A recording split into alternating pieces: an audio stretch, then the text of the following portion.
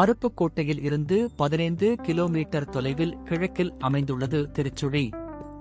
விருதுநகர் மாவட்டத்திலிருந்து 40 கிலோமீட்டர் தொலைவிலும், மதுரையிலிருந்து தெற்கே வந்தால் 45 கிலோமீட்டர் தொலைவில் இந்த இடம் அமைந்துள்ளது. இந்த தலத்தின் பெயர் திருமேனிநாதர். துவாபர யுகத்தில் பேரழிவை ஏற்படுத்திய பெருவெள்ளம் ஏற்பட்ட போது இவ்வூரின் மன்னன் இயற்கை பேரிடரிலிருந்து இவ்வூரை காக்க வேண்டி சிவபெருமானை வேண்டிய போது சிவன் தன்னுடைய சூழத்தால் பூமியில் ஒரு சுழியை உண்டாக்கி அதனுள் மொத்த வெள்ளத்தை புக செய்தார் என்பதால் இந்த ஊருக்கு திருச்சுழியல் என பெயர் வந்தது என புராணங்கள் சொல்கின்றன. இந்த தலத்தில் பூமாதேவி சிவபெருமானை தரிசித்தார் என்பதால் இந்த இறைவனுக்கு பூமிநாத சுவாமி என்ற பெயரும் உண்டு.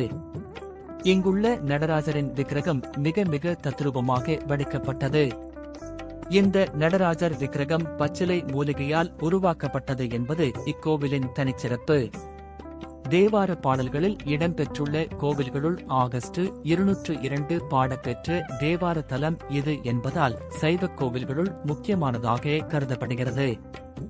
இந்த கோவிலை நினைத்தாலோ சிந்தித்தாலோ பாவங்கள் விலகும் வல்லமை இந்த கோவிலுக்கு உண்டு. சிவராத்திரியன்று இங்குள்ள சிவனை ஒரு வில்வ இலை கொண்டு அர்ச்சித்தால் அனைத்து சிவாலயங்களிலும் உறைந்திருக்கும் சிவனை பல ஆயிரம் வில்வ இலைகளை கொண்டு வணங்கிய நன்மையை பெற முடியும் என்பது ஆழ்ந்த நம்பிக்கை. இங்கு சிவனுடன் இருக்கும் அம்பிகைக்கு துணைமாலை நாயகி என்று பெயர். இங்கிருக்கும் ஐயனும் அம்மையும் திருமண கோலத்தில் காட்சி தருவதால் திருமண தடையிருப்போர் இங்கு வந்து பிரார்த்திப்பதும் மற்றும் பல திருமண நிகழ்வுகள் இந்த கோவிலில் நிகழ்வதும் வழக்கம்.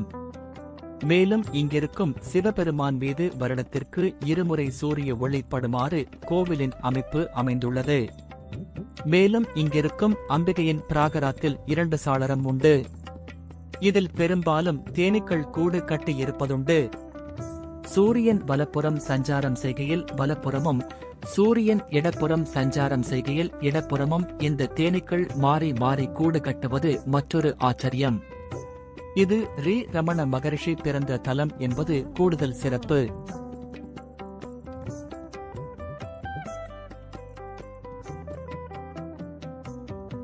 கணபதி